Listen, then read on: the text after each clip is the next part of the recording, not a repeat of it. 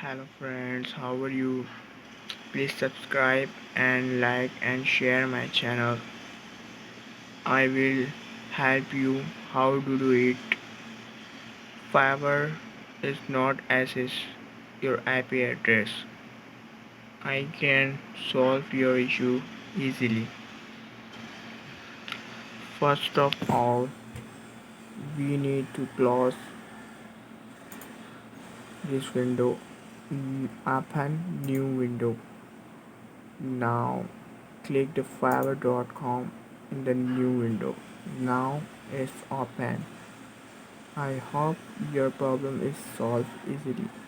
Please don't forget to like, share and subscribe my channel and comment down and tell me your issue is solved or not.